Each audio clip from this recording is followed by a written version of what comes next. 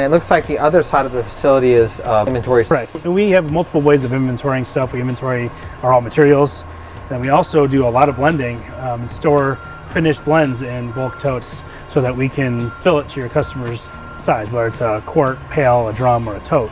We can fill it on demand in our filling area. How much of the stuff that's in these blend tanks makes it into the lab? Every one of these blend tanks get checked in the lab on a regular basis? Correct. So every bulk material gets checked, every additive gets checked when we bring them in, and then once we blend them together, all the blend checked in the lab every single time. Can we go into the lab and take a look? Absolutely, let's go. Right. Can you give me a quick overview of what's happening in here? Absolutely. This is our QC and R&D lab. This is where we test all the oils. So we test everything that comes in from our raw material supplier, and then we also test everything that we make out in the plant to make sure that it's on spec and meets the performance requirements that you guys need.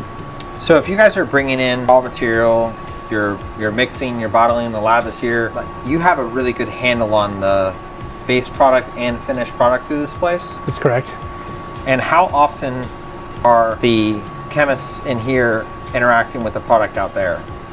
Every day. Everything we make, the chemists, our lab folks look at. So, and every product we bring into the building, our lab is looking at. We have everything in this room to be able to measure all the physical properties of all the oils we make. What machine in here is the coolest piece you got, in your opinion?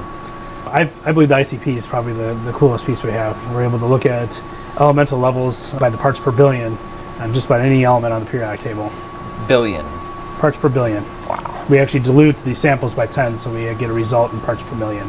And how much better do you think motor oil is today with this technology than it was 20 years ago? Oh, it's way better. We have better base oils, better additives, and we have a lot more instrumentation today than we would have had 20 years ago.